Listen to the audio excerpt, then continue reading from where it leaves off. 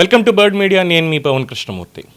వివరం అయితే కానీ క్షవరం అయితే కానీ వివరం అవ్వదు అని వెనకటికి ఒక సామెత చెప్పేవాళ్ళు. అలాగా మరి ఎన్నిసార్లు అయిందో ఆ వివరం ఆయనకి తెలియట్లేదు. కానీ సీనియర్ మోస్ట్ రాజకీయ నాయకుడు ఉత్తరాంధ్రకు సంబంధించినటువంటి ధర్మాన ప్రసాదరావు గారు నీతి సూక్తులు చెప్తున్నారు. రాజకీయ నీతి సూక్తులు. రాజకీయాలు ఎక్కడికో వెళ్ళిపోయాయి, ఎలాగో వెళ్ళిపోయాయి. ఎమ్మెల్యే అయితే చాలు డబ్బు సంపాదించేయచ్చు, సర్పంచ్ అయితే చాలు డబ్బు సంపాదించేయచ్చు అనే దాంట్లో ఉంటున్నారు. కానీ వాస్తవానికి వచ్చేసరికి మాత్రం అది కాదు పరిస్థితి అంటూ చెప్తున్నారు. ఒకసారి మీరే చూడండి. చిన్న విషయం ఏం కాదు కదా ఇది. ఈవేళ మా రాజకీయాల్లో ఉండాలంటే చాలా కష్టం కూడా, అందరికీ సాధ్యమేది కాదు. ఇవెటో వెళ్ళిపోయినాయి, అలాగలాగా వెళ్ళిపోయినాయి. భ్రమంలో ఉన్నారు అందరూ. ఎమ్మెల్యేతో డబ్బు సంపాదించవచ్చు అని, సర్పంచ్ అయితే డబ్బు సంపాదించవచ్చని, ఎంపీ అయితే డబ్బు సంపాదించని, ఈ భ్రమలో చాలా ఎక్కువ మంది ఉన్నారు. పేరు కుట్టించిన వాళ్ళు ఎవరంటే ఆల్రెడీ పోటీ చేసిన వాడికి ఆ సంగతి తెలిసిపోయింది. లేదు రెండు సరుకు అని ఇంట్లో డబ్బు తీసుకెళ్లి పారేయడం, ఆ తర్వాత ఇసుక మీయడం, పేడ మీయడం, మట్టం మీయడం, చెట్లు దూసేయడం, అది చేసేయడం, ఇచ్చేసి ఎన్ని చేస్తే మాత్రం ఇది ఖర్చు పెట్టి కోర్టు కలెక్షన్ అవుతుంది చెప్పండి.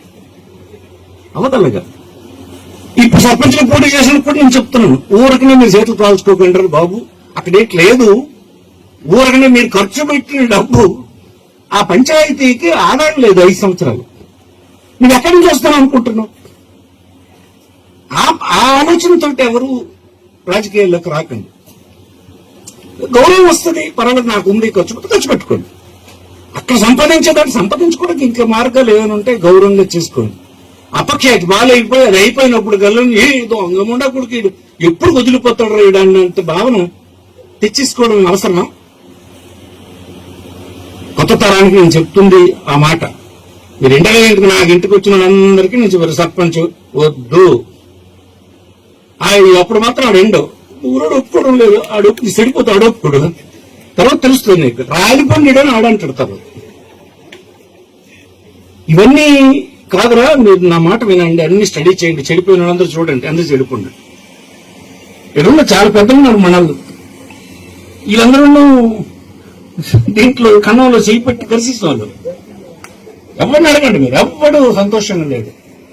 రాజకీయాలు డబ్బు వైపు వెళ్ళిపోయింది. వెళ్ళిపోతే అందరూ సంపాదిద్దామని డబ్బు ఖర్చు పెట్టడం, సంపాదించడం, ఇదంతా దట్టి యాక్టివిటీ వచ్చింది. పొలిటికల్ పార్టీలు కూడా ఆ డబ్బు నలువైపు పరుగులు తీస్తున్నారు. డబ్బుని ఎవరు దొరుకుతాడరా పెట్టిద్దామని. ఇలాంటి ప్రక్రియలోనే చూసారుగా. ఇప్పుడు ఈ నీతి సూక్తుల అవసరం దేనికి వచ్చిందంటారు? అన్నదమ్ములు ఇద్దరు కూడా ఓడిపోయి కూర్చున్నారు అనేటువంటి ఒక పాయింటా? ఇద్దరు కూడా గతంలో మంత్రులుగా సీనియర్ మోస్ట్. ధర్మాన ప్రసాదరావు గారు అయితే ఇంకా సీనియర్ మోస్ట్. ఇంకా కృష్ణదాస్ గారిని అయితే జగన్మోహన్ రెడ్డి గారు తీసుకొచ్చారేమో, కానీ ధర్మాన్ గారు అయితే వైఎస్ఆర్కి చాలా అత్యంత సన్నిహితులు. అప్పట్లో రెవెన్యూ మంత్రిగా కూడా చేశారు. అప్పట్లో ఏదో అలిగేషన్స్ వచ్చినప్పుడు ఒక మేక కథ చెప్పారు. చంద్రబాబు నాయుడు గారి పరిపాలనకు సంబంధించో దేని మీద మాట్లాడుతూ ధర్మాన మేక కథ అని అప్పట్లో చాలా ఫేమస్ అయింది.